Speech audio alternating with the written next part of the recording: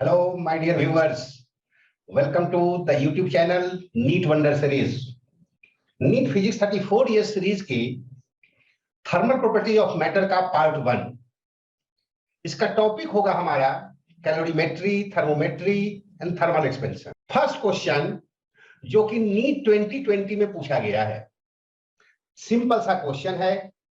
दे रखा है कि दो सॉलिड कॉपर के स्फीयर हैं, साइज दोनों का अलग अलग है, एक का रेडियस है R1, दूसरे का रेडियस है R2, दोनों के बीच का रिलेशन दे रखा है। दोनों के टेम्परेचर को 1 केल्विन रेज करना है, तो क्वांटिटी ऑफ हीट रिक्वायर्ड क्या होगा? आप जानते हैं जहां भी टेम्परेचर रेज करना हो, क्वांटिटी ऑफ हीट के लिए सिंपल सा formula Q = ms delta T। चूंकि दोनों स्फीयर सेम मटेरियल के हैं, दोनों का specific heat capacity S same होगा, साथ साथ दोनों के टेम्परेचर भी रेज हो रहे हैं सेम 1 केल्विन, इसलिए दोनों के लिए डेल्टा T भी सेम होगा। और ऐसे कंडीशंस में जो उनका हीट रिक्वायर्ड होगा Q, that will be directly proportional to their masses. Means कि Q1 अपॉन Q2 का वैल्यू आपको फाइंड करना है, and this will be equal to M1 upon M2। Mass नहीं दे रखा है, बट जरा सी समझदारी दिखाएंगे। मास जानते हैं डेंसिटी इनटू वॉल्यूम होता है, क्योंकि मटेरियल सेम है, डेंसिटी तो दोनों के सेम होंगे, कैंसिल हो जाएंगे। तो V1 होगा 4/3 पाई R1 क्यूब और V2 होगा 4/3 पाई R2 का क्यूब, और इस तरह से 4/3 भी कैंसिल, मींस कि Q1 Q2 का रेशियो होगा R1 R2 का टू द पावर 3 का के इक्वल। हमने R1 का वैल्यू यहां से रख दिया 1.5 R2, मींस कि 3/2 R2, R2 कैंसिल, 3/2 का क्यूब मींस कि 27/8, and this is your answer. Question number 2। Question में दे रखा है कि 20 ग्राम ऑफ वाटर है 10 डिग्री सेल्सियस पर, और इसके टेम्परेचर को रेज करके पहुंचाना है हमें 80 डिग्री सेल्सियस पर, और इसके लिए हम स्टीम पास करते हैं जो कि 100 डिग्री सेल्सियस पे है। फाइनली थोड़ा सा स्टीम वाटर में कन्वर्ट होगा, और इस तरह से फाइनल मास ऑफ वाटर हमें फाइंड करना है। अब यही सबसे पहले पता करें कि कितना स्टीम का मास कन्वर्ट होगा वाटर में, और तब वह 80 डिग्री सेल्सियस पर पहुंचेगा। सपोज कर लीजिए कि स्टीम का मास m ग्राम है जो कि कन्वर्ट होता है वाटर में। अब इस स्टीम जो कि हीट लूज करेगा वाटर के टेम्परेचर को इंक्रीज करने के लिए, उसे हम दो स्टेप में निकालते हैं। पहला तो steam eight 100 degree Celsius will be converted into water at 100 degree Celsius, और इसमें इन्वॉल्व होगा आपका लैटेंट हीट। और उसके बाद तब जो जितना भी स्टीम का मास वाटर में कन्वर्ट हो गया होगा 100 डिग्री सेल्सियस, अब उसका टेम्परेचर चेंज होगा 100 डिग्री सेल्सियस से 80 डिग्री सेल्सियस, और उसके लिए हम लोग स्पेसिफिक हीट कैपेसिटी का कॉन्सेप्ट यूज करेंगे। मास दोनों के केस में सेम ही रहेगा। हमने एल का वैल्यू ऑलरेडी दे रखा है 540 कैलोरी पर ग्राम, और स्पेसिफिक हीट ऑफ वाटर दे रखा है 1 कैलोरी पर ग्राम पर डिग्री सेल्सियस। इनके वैल्यू हम पुट कर देते हैं। यहां पर जब स्टेट में चेंजेस होता है तो टेम्परेचर का चेंज तो होता नहीं है, यहां पर टेम्परेचर चेंज होगा 100 डिग्री सेल्सियस से 80 डिग्री सेल्सियस तक आएगा, मींस कि 20 डिग्री सेल्सियस का चेंज होगा। सॉल्व करके आपको आ गया 560 m, where m is the mass of the steam converted into water. अब यही हीट जो इसने रिलीज किया है स्टीम ने, that heat will be gained by water to increase its temperature. और यहां पर चूंकि टेम्परेचर में चेंज हो रहा है, तो फिर से हम स्पेसिफिक हीट कैपेसिटी का कॉन्सेप्ट यूज करेंगे। वैल्यू रख देंगे मास का, और आपने देखा 1 कैलोरी पर ग्राम पर degree Celsius specific heat capacity है, वह रख दिया। और वाटर के केस में तो टेम्परेचर 10 डिग्री से 80 डिग्री सेल्सियस हुआ है, मींस की चेंज इन टेम्परेचर होगा 80 - 10 मींस की 70, और इसको सॉल्व करके आंसर आ गया हमारा 1400। मींस की this 560 m will be equal to 1400 by the principle of calorimetry, heat loss is equal to heat gain। और इस तरह से हमने m का वैल्यू निकाल लिया कि 2.5 gram of steam will be converted into water. Initially water was 20 gram and 2.5 gram of water has been added due to condensation of steam, so the total mass of water will be the sum of the two, and this is your 22.5 gram। Question number 3, यहां पर भी ice और water का ही case है। 1 ग्राम steam को हम mix करते हैं 1 ग्राम ऑफ आइस से। अभी अभी आपने देखा है कि स्टीम का लैटेंट हीट बहुत ज्यादा होता है, 540 कैलोरी और 540 कैलोरी पर ग्राम, और यहां पर जो आइस देख रहे हैं उसका भी होता है बहुत ज्यादा latent heat, but that is only 80 calorie पर ग्राम। तो सबसे पहले तो हम देखेंगे कि आइस को 0 डिग्री सेल्सियस से वाटर एट 0 डिग्री सेल्सियस में कन्वर्ट होने के लिए कितना हीट चाहिए, and that is your m into L means की 1 into 80, तो 80 कैलोरी। और अब इस वाटर का टेम्परेचर राइज करना होगा, जिसके चलते हीट रिक्वायर्ड जो है उसमें हम कॉन्सेप्ट यूज करेंगे स्पेसिफिक हीट कैपेसिटी का। आप सोच रहे होंगे कि हम वाटर का ही टेम्परेचर क्यों राइज कर रहे हैं, क्योंकि आप देखेंगे कि हीट जो रिलीज किया है स्टीम ने दैट इज 540 कैलोरी, और यहाँ जो वाटर के टेम्परेचर को आइस को कन्वर्ट होने में 80 कैलोरी, और अब उसके टेम्परेचर को 100 डिग्री सेल्सियस तक राइज होने में भी 100 कैलोरी, दोनों का सम भी 180 है, जबकि यह बिना चेंज ऑफ स्टेट के थोड़े से चेंज ऑफ स्टेट होंगे थोड़े से अमाउंट के, और उसमें रिलीज करेगा 1 ग्राम में 540 कैलोरी।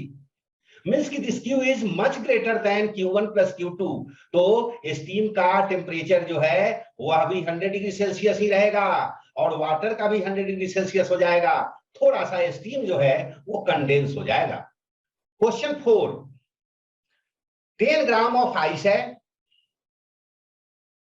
टेम्परेचर है 0 डिग्री सेल्सियस, और उसे एक टम्बलर में हम डालते हैं। टम्बलर के बारे में हमें इंफॉर्मेशन ये दिया गया है कि उसका वाटर इक्विवेलेंट 55 ग्राम है। इसका मतलब ये होता है कि that tumbler will be have like 55 gram of water. Means की टम्बलर की जहां जरूरत पड़ेगी वहां हम 55 ग्राम ऑफ वाटर ले लेंगे, और उसका टेम्परेचर है 40 डिग्री सेल्सियस। अब कह रहा है कि सराउंडिंग से कोई हीट का गेन नहीं हुआ है, तो दोनों का जो कॉमन टेम्परेचर है वह क्या हो जाएगा, और यही हमें फाइंड करना है।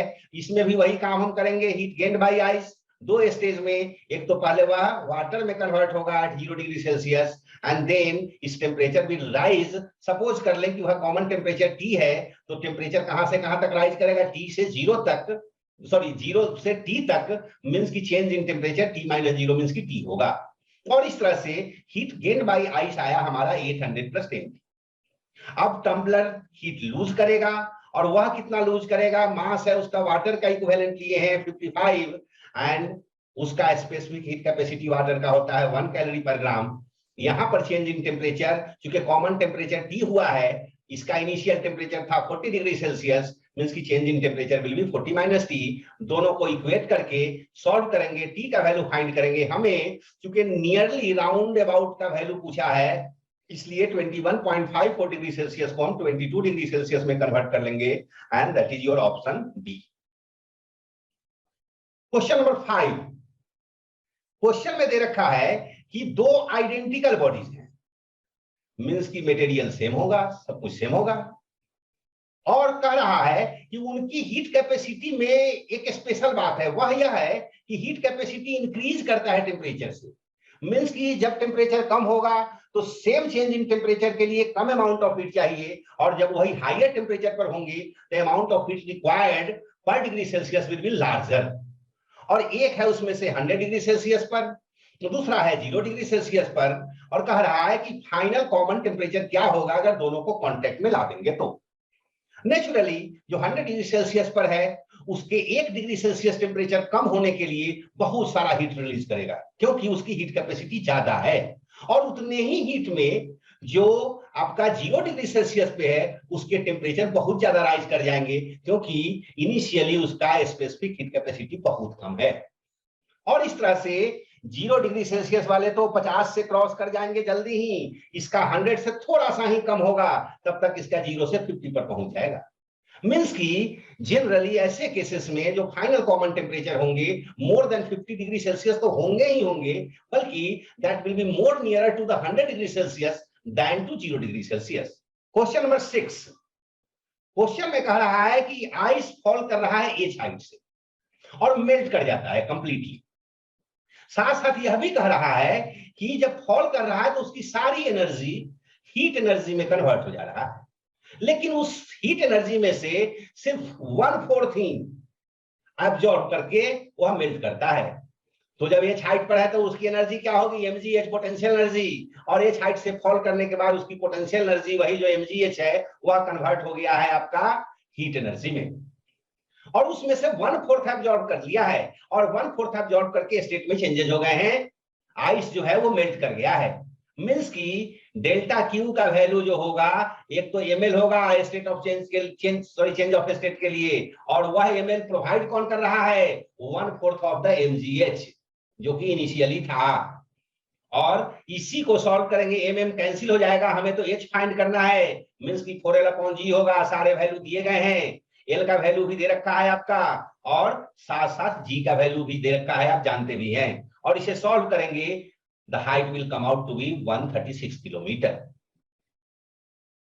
क्वेश्चन 7 बिल्कुल सिंपल, थर्मल कैपेसिटी पूछ रहा है 40 ग्राम ऑफ एल्युमिनियम का, स्पेसिफिक हीट कैपेसिटी उसका दे रखा है, और थर्मल कैपेसिटी तो mass into specific heat capacity होता है। वैल्यू रखेंगे, द आंसर विल बी, अब चूंकि कैलोरी में दे रखा है, आपको जूल में कन्वर्ट करने पड़ेंगे 4.2 से मल्टीप्लाई करके, और इस तरह से जूल पर केजी में आंसर आ गया। मैच कर रहा है आपका ऑप्शन डी से। क्वेश्चन 8 2 बार पूछा गया है यह क्वेश्चन, और काफी अच्छा क्वेश्चन है, समझने वाला क्वेश्चन है। क्वेश्चन में आपसे कह रहा है कि 2 रॉड है, एक कॉपर का रॉड है उसका लेंथ तो दे रखा है, एक एल्युमिनियम का रॉड है जिसका लेंथ नहीं दे रखा है, और ये कह रहा है कि उनके इंक्रीज इन लेंथ मींस की चेंज इन लेंथ मींस की फाइनल माइनस इनिशियल, उस पे टेम्परेचर के चेंज होने से कोई फर्क नहीं पड़ता। मींस की कॉपर का जितना चेंज इन लेंथ होगा, एल्युमिनियम का भी उतना ही चेंज इन लेंथ होगा, मींस की वह सेम ही रहेंगे। आप जानते हैं कि यह एल डैश जो है फाइनल लेंथ, वह होता है L into 1 plus alpha delta T, और अगर आप इसी को ब्रेक करेंगे तो आप ऐसे भी लिख सकते हैं इसे L plus L alpha delta T, और एल को हम इधर ला करके माइनस करेंगे तो लिख सकते हैं L dash minus L is equal to L alpha delta T. और बस यही काम हमने किया है, यहां पर दोनों के केसेस में हमने वैल्यूज पुट कर दिए, टेम्परेचर के चेंजेस जो है सेम है, कैंसिल हो गए। हमें एल्युमिनियम के रॉड का लेंथ निकालना था, जो कि यहां से हमने शिफ्ट किया, अल्फा एल्युमिनियम को अपॉन में आया, वैल्यूज को पुट किए, वैल्यू सारे दे रखे हैं, और length of the aluminium rod 68 centimetre. Question number 9 बिल्कुल सिमिलर है क्वेश्चन नंबर 8 जैसा, और यही वह फॉर्मूला है जिसको फाइनली हमने डिराइव किया था, और उसी से हमने एल का वैल्यू फाइंड किया था, बिल्कुल सिमिलर। क्वेश्चन नंबर 10 यहां पर आपको वॉल्यूम एक्सपेंशन का कोएफिशिएंट दे रखा है, मींस की गामा का वैल्यू दे रखा है ग्लिसरीन का, और कह रहा है कि fractional change in density of glycerine जब change in temperature, rise in temperature 40 degree Celsius हो रहा है। आप जानते हैं जब टेम्परेचर राइज करेगा, वॉल्यूम राइज करेगा, इंक्रीज करेगा, लेकिन डेंसिटी डिक्रीज करेगा, और वह चेंज इन वॉल्यूम का फॉर्मूला जो होता है, वॉल्यूम के केस में इंक्रीज होता है इसलिए यह प्लस, और डेंसिटी के केस में यही डिक्रीज होता है इसलिए माइनस। इसको हम डिराइव भी कर सकते हैं, अलग वीडियो में बताएंगे उसे। तो यहां पर आप देख सकते हैं कि हमें तो यही फाइंड करना है, rho naught minus rho T is the change in density and rho naught is the original density, and this is called fractional change in density. हमने यही फॉर्मूला रो का यूज किया, और इससे हमने रो नॉट को अपॉन में लाया। हमने जब देखा फाइनली गामा डेल्टा टी, तो यह आ गया वो 1 minus rho T upon rho not, और जो हमें निकालना था वह वैल्यू आ गया। This is the fractional change in density, और यह fractional change in density gamma delta T के बराबर है। तो बस आपको गामा का वैल्यू दिया हुआ है, और change in temperature 40 degree Celsius भी दे रखा है। ये दोनों वैल्यूज को पुट करेंगे और हमारे आंसर निकल करके आ जाएंगे। फ्रैक्शनल चेंज का कोई यूनिट नहीं होता, इसलिए यहां भी हमको यूनिट यूज नहीं कर रहे हैं। क्वेश्चन नंबर 11 बिल्कुल प्रीवियस क्वेश्चन जैसा, क्वेश्चन नंबर 10 जैसा, यहां पर भी वही काम है, जरा सा फर्क है। वहां हमें गामा डेल्टा टी का वैल्यू निकालना था, इसका वैल्यू निकालना था, तो हमने सिंपली पुट कर दिए थे यहां पर, और यहां हमें गामा चाहिए, तो जो वैल्यू हमें आ रहे हैं इसका, उसको हम डेल्टा टी से डिवाइड कर देंगे। डेल्टा टी कितना है, 20 डिग्री सेल्सियस से राइज करके 40 डिग्री सेल्सियस हुआ है, तो change in temperature 20 degree Celsius हुआ, और इसे डिवाइड करेंगे 6 से। आप अगर डिवाइड करेंगे, ये 3 ये 10, मीन्स की 998 को तो आप बड़े आराम से 1000 ले सकते हैं, मीन्स की 10 टू द पावर 3 ले सकते हैं, और ये 10 मीन्स की 10 टू द पावर 4 से आपको 3 को डिवाइड करना है, या मल्टीप्लाई करेंगे तो 10 टू द पावर -4 से, and this is your answer and this is your option A. Question number 12, बिल्कुल कंसेप्चुअल क्वेश्चन। आप जानते हैं कि जब हम किसी ऑब्जेक्ट की हीटिंग करते हैं तो टेम्परेचर उसका बढ़ता है, एक सर्टेन लिमिट के बाद टेम्परेचर का बढ़ना बंद हो जाता है, तब जब चेंज ऑफ स्टेट हो रहा हो। यहां पर भी वही बात है, लिक्विड ऑक्सीजन है 50 केल्विन पर, और उसको हीटिंग करके 300 केल्विन तक पहुंचाया है बिना चेंज इन प्रेशर के, मींस की कांस्टेंट प्रेशर है 1 atm का। अब जब इनिशियली आप लिक्विड ऑक्सीजन की हीटिंग करेंगे तो उसके टेम्परेचर राइज कर रहे हैं, और जब वह कन्वर्ट करने लगेगा लिक्विड से गैसियस स्टेट में, उस समय टेम्परेचर में कोई चेंजेस नहीं होगा, हालांकि हीटिंग होती रहेगी। फिर जब वह गैसियस स्टेट में कन्वर्ट हो जाएगा सारा का सारा गैस ऑक्सीजन, उसके बाद फिर से उसके टेम्परेचर राइज होने लगेंगे, and all this information have been shown in graph A, and so your answer is A. Question 13 conversion of temperature पे है, और इसमें सिंपल सा फॉर्मूला आपको याद रखना होता है।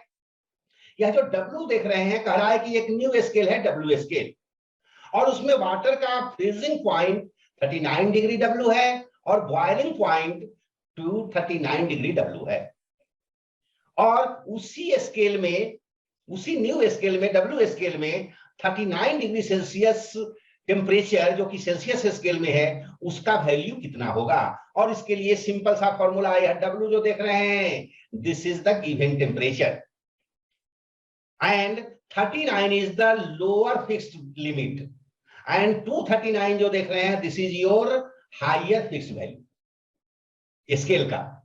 जैसे यहां पर देख रहे हैं वाटर का freezing point 39 degree W, 239 degree W, और यहां पर वही काम सेल्सियस स्केल में आपको W को C में कन्वर्ट करना है, so the temperature required is C। इसका लोअर स्केल जो होता है, लोअर लिमिट वह 0, अपर लिमिट 100, तो C - 0 अपॉन 100 - 0, और इसे सॉल्व कर लेंगे हम, W का वैल्यू आएगा, मींस की 39 degree Celsius in the new scale, means की W scale will be equal to 117 degree W, and the option is D। Question 14 भी बिल्कुल conversion of temperature in different scales है, थोड़ा सा इसमें लेकिन समझदारी और दिखानी है। कह रहा है कि बॉइलिंग वाटर में आप रख रहे हैं दोनों स्केल के थर्मोमीटर को, सेल्सियस वाले को भी और फारेनहाइट वाले को भी, तो दोनों के टेम्परेचर इनिशियल 100 डिग्री सेल्सियस और 212 डिग्री फारेनहाइट होंगे।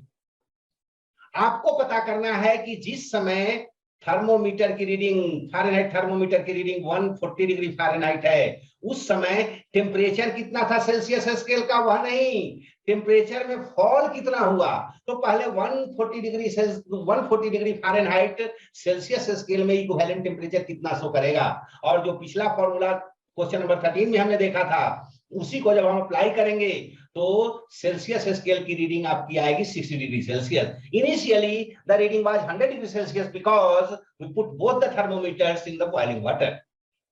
तो अब हम क्या करना है, हमें फॉल इन टेम्परेचर फाइंड करना है, तो 100 डिग्री सेल्सियस से 60 डिग्री सेल्सियस तक आया है, मींस की fall in temperature is 40 degree Celsius.